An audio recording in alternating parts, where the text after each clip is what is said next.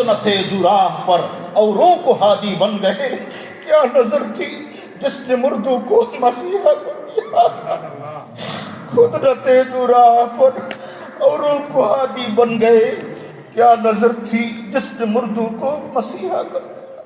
আমার ভাই, যদি আমরা এসা আমলওয়ালা জিন্দিগি আমরা যদি চাই, মনো প্রাণে হৃদয় থেকে যদি আমরা এসা আমলওয়ালা জিন্দিগি যদি আমরা চাই, এসা নূর ভরা জিন্দিগি যদি আমরা চাই, আল্লাহর সাথে গভীর এবং নিবিড় এক সম্পর্ক যদি, এক সম্বন্ধ যদি আমরা চাই, এর জন্য রাস্তা একটাই, উনসে মিলনে কি হ্যায় यही एक राह, মিলনে ওয়ালু সে রাহ পয়দা কর।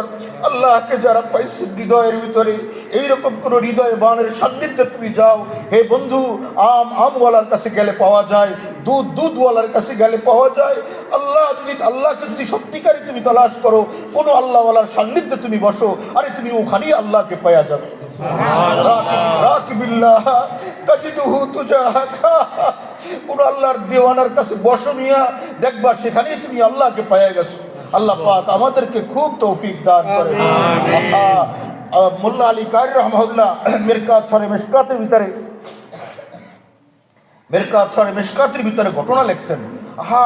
এই সমস্ত হাদিসের শুরুহাত তো কোনো ঘটনা লেখার জন্য না, কোরআনে কারীম তো কোনো ঘটনা বর্ণনা করার জন্য না, কিন্তু কোরআনে কারীমের পৃষ্ঠায় পৃষ্ঠায় দেখবেন, বিভিন্ন জায়গায় দেখবেন ঘটনা লেখছেন। দেখছেন না ঘটনা? আল্লাহর দেওয়ানাদের ঘটনা লেখছেন, আল্লাহর দেওয়ানাদের ওয়াকিয়া লেখছেন। কেন? আল্লাহ পাকের দেওয়ানাদের ওয়াকিয়া পড়লে পরে মানুষের হৃদয়ের ভিতরে এক অনুরাগ সৃষ্টি হবে।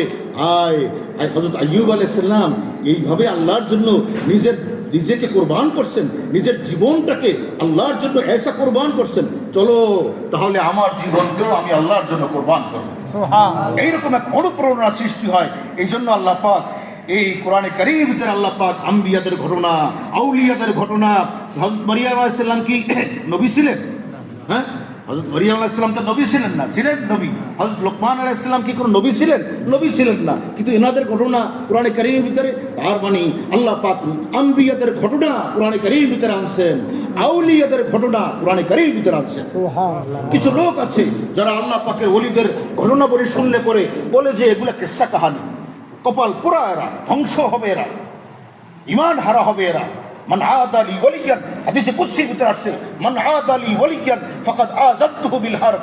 আমার কোন দেওয়ানার সাথে সত্যিকার অর্থে আমাকে ভয় করে চলে, এইরকম কোন আমার দোস্তের সাথে যদি কোনোভাবেই, যে কোনোভাবেই যদি শত্রুতা দিলে পোষণ করুক, জবানে পোষণ করুক, চোখের দৃষ্টিতে পোষণ করুক, যে কোনোভাবে আল্লাহর কোনো ওলির সাথে যদি কোনো ধরনের শত্রুতা পোষণ করে, আল্লাহ পাকের খোদাই শক্তি তার সাথে লড়তে থাকে।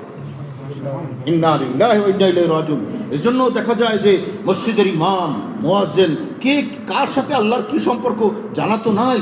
মসজিদের যিনি ইমাম, এটাই আমাদের ধারণা, সুধারণা, ওনার আল্লাহর সাথে গভীর সম্পর্ক।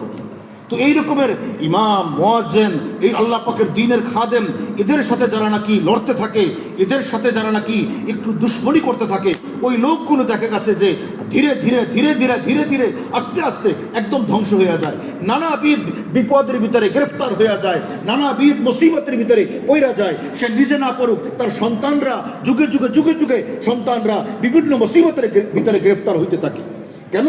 ওই যে দাদা, ওই যে বাবা, সে আল্লাহ পাকের ওলিদের সাথে বেয়াদবি করছিল।